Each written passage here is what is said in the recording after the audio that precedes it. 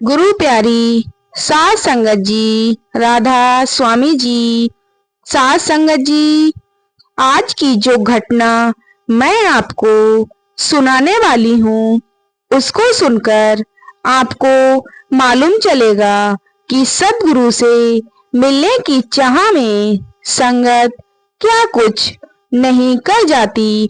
तो बाबा जी को देखने की तड़प के लिए एक बुजुर्ग अम्मा ऐसे ही उस दिन डेरे पहुंची थी। शरीर से कमजोर और बीमार अम्मा अकेले ही डेरे पहुंच गई थी। जैसा कि सब जानते हैं, बाबा जी के भंडारे में सत्संग सुनने के लिए बाबा जी के प्रेम में लाखों की संख्या में संगत खिंची चली डेरे पहुंच जाती है। तो उस दिन लाखों लोग सत्संग सुनने के लिए आए हुए थे और सत्संग में से यह बुजुर्ग अम्मा भी आई हुई थी। यह बुजुर्ग अम्मा बड़ी ही बीमार और कमजोर लग रही थी, लेकिन अपने सद्गुरु के दर्शन की चाह में यह अम्मा अकेली ही डेरे पहुंच गई थी और जाकर सत्संग पंडाल में बैठ गई।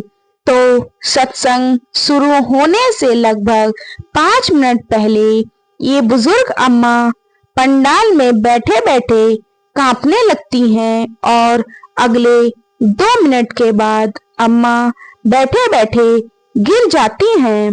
तो जब आसपास बैठे लोगों ने देखा तो उन्होंने अम्मा को हिलाने डुलाने की कोशिश की, लेकिन अम्मा के शरीर में कोई हलचल नहीं होती। इतने में बाबा जी स्टेज पर आ जाते हैं और तब पाठी जी शब्द गा रहे होते हैं। बाबा जी स्टेज से यह सब कुछ देख रहे थे। वहां खड़ी एक सेवादार भी अम्मा के पास जाती है और वो भी अम्मा को उठाने की कोशिश करने लगती है, लेकिन अम्मा कोई रिएक्ट नहीं करती। तो सेवादार जल्दी से डेरे के डॉक्टर को बुला कर लाती हैं और जब डॉक्टर चेकअप करते हैं तो वो समझ जाते हैं कि अम्मा की डेथ हो गई है। तो डॉक्टर साहब कहते हैं सत्संग खत्म होने के बाद अम्मा के शरीर को यहाँ से लेकर जाएंगे। यह सारा कुछ बाबा जी स्टेज पर बैठे बैठे देख रहे थे। तो बाबा जी सेवादार को इशारे से कहते हैं कि अम्मा को वहीं रहने दो।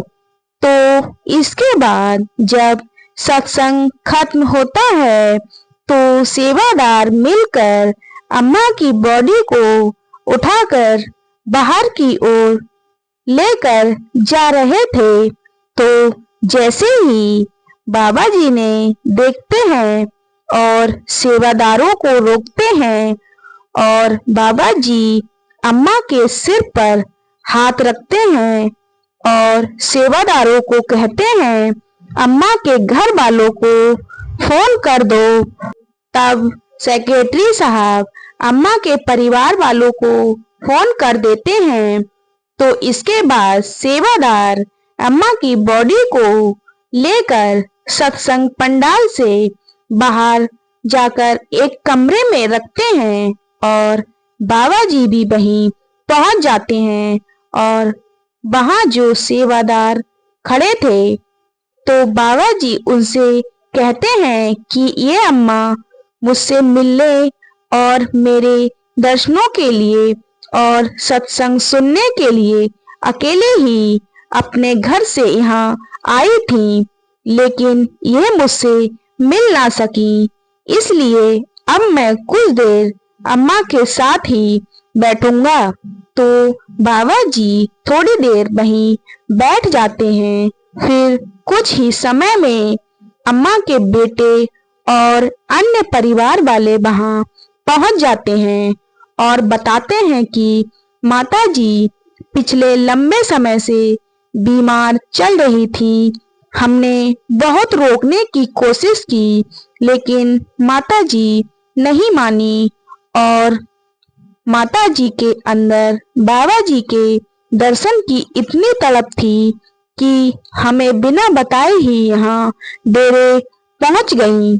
प्यारी सास संगत जी, ऐसी मृत्यु हर किसी के नसीब में नहीं होती है। अपने गुरु के चरणों में मौत तो बहुत ही भाग्य वालों को होती है। तो सास संगत जी, बाबा जी हमेशा समझाते हैं कि आखिरी समय में ना कोई साथ देगा और ना ही कोई दूसरा हमारे साथ जा पाएगा। यह संसार तो समझ लो ऐसा है कि जैसे कोई बस या ट्रेन। हमारा जन्म होता है तो हमारी यात्रा शुरू हो जाती है, और जब जीवन की रेलगाड़ी अपनी मंजिल पर पहुंच जाती है तो हमें अकेले ही इस गाड़ी से उतरना पड़ता है। अब विचार हमें करना है कि जीवन की इस रेल के सफर में हमने समय व्यर्थ करना है यह सही से उपयोग करना है। इसी के साथ आज मैं आपसे विदा लेती हूँ। फिर मिलेंगे एक नए दिन और एक नई साखी के साथ। अगर आपको हमारी वीडियो अच्छी लगी हो तो हमारे चैनल को सब्सक्राइब जरूर कर लें, और अब मिलते हैं अगली वीडियो में। तब तक के लिए सभी को प्यार भरी राधा स्वामी जी।